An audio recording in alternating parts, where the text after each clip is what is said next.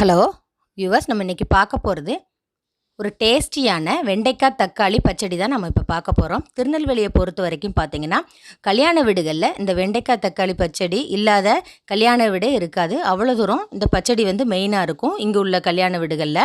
கல்யாண வீடுகளில் பார்த்திங்கன்னா இதில் கொஞ்சம் புளி கரைச்சி ஊற்றிருப்பாங்க இந்த பச்சடியில். ஆனால் நம்ம இப்போ வீட்டுக்கு தான் நம்ம செய்ய போகிறதுனால தக்காளி தான் சேர்த்துருக்கேன். தக்காளி போட்டிங்கன்னா இன்னும் கொஞ்சம் டேஸ்ட் அருமையாக இருக்கும் பாருங்கள். ஒரு சாம்பார் சாதனாலும் சரி, தோசை இட்லிக்குனாலும் சரி, இந்த பச்சடி பார்த்திங்கன்னா அருமையாக இருக்கும். ஆல்ரெடி என்னோடய சேனலில் பார்த்திங்கன்னா இந்த வெண்டைக்காய் பச்சடி நான் போட்டிருப்பேன். தேங்காய் சேர்த்துருப்பேன் அரைச்சி. ஆனால் இதில் தேங்காய் சேர்க்கல, ப்ளைனாக தான் சேர்த்துருக்கேன். இப்போ பாருங்கள், இதுக்கு தேவையானது நல்ல ஒரு 1/4 கிலோ வெண்டைக்காய் இருக்கும், ஒரு நல்ல ஒரு 5 பெரிய தக்காளி இருக்கும். அதனால பழுத்த தக்காளியாக இருந்தால் கொஞ்சம் நல்லாயிருக்கும் பாருங்கள், டேஸ்ட்டும் அருமையாக இருக்கும். ஒரு 4 பச்சை மிளகாவை கொஞ்சம் பொடிசாக நறுக்கி எடுத்து வச்சுருக்கேன். நல்லா 2 பெரிய வெங்காயத்தை நல்லா பொடிசாக நறுக்கி எடுத்து வச்சுக்கோங்க. இதில் நீங்கள் வெங்காயம் எந்த அளவுக்கு சேர்க்குறீங்களோ அந்த அளவுக்கு இந்த வெண்டைக்காய் தக்காளி பச்சடி பார்த்திங்கன்னா சூப்பராக இருக்கும். ஒரு கடாயில் எண்ணெய் செய்யுங்க, ஒரு 3 டேபிள் ஸ்பூன் எண்ணெய் சேர்த்துக்கோங்க. கடுகு உளுந்தம் பருப்பு போட்டு ஒரு ஸ்பூன் மட்டும் வெந்தயம் சேர்த்துக்கோங்க. இதுக்கு கொஞ்சம் கூடுதல் மணமாக இருக்கும். எண்ணெய் உங்களுக்கு அதிகமாக சேர்க்கும் பொழுது இந்த பச்சடியானது பார்த்திங்கன்னா அந்த வெண்டைக்காய் சேர்க்கறதுனால கொஞ்சம் வலுவழுப்பு இல்லாமல் இருக்கும்.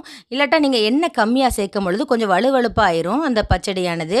இப்போ பாருங்கள், இந்த கடுகு உளுந்தம் பருப்பு பொரிஞ்சிருச்சு.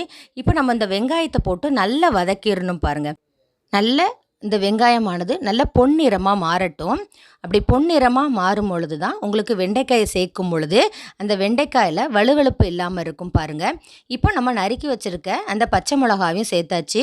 இப்போ ஓரளவுக்கு இந்த வெங்காயம் பொன்னிறமாக மாறிடுச்சு.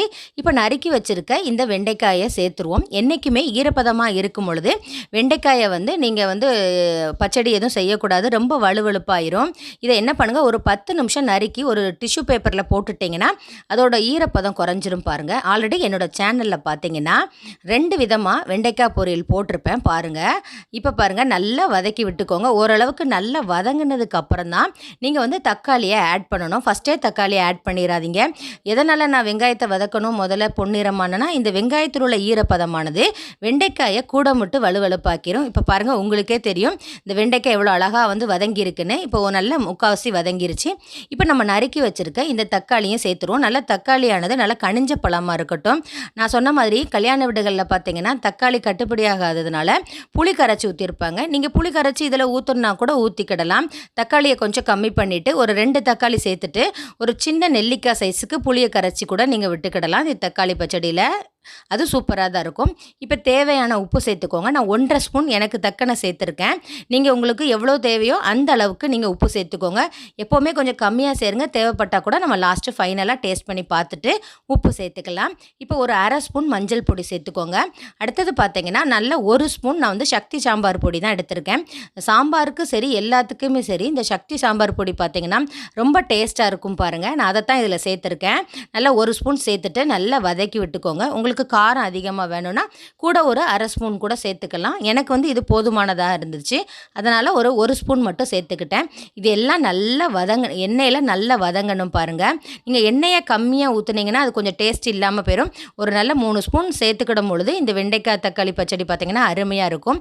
இப்போ இதிலே நீங்கள் நெகத்தியமாக வேணும்னா கொஞ்சம் கூட தண்ணி சேர்த்துக்கலாம். ஆனால் நம்ம தட்டில் வைக்கையில் அது கொஞ்சம் ஓடுன மாதிரி இருக்கும். அதனால் நான் என்ன பண்ணிட்டேன்னா நல்ல ஒரு கிரேவி பதத்துக்கு தான் நான் இதை வச்சுருக்கேன்.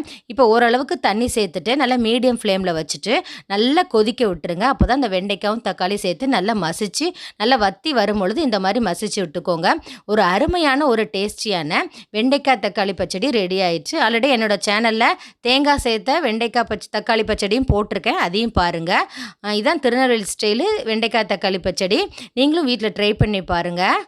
ஆல்ரெடி என்னோடய சேனலில் பார்த்தீங்கன்னா நிறைய சைட் டிஷ் போட்டிருக்கேன்.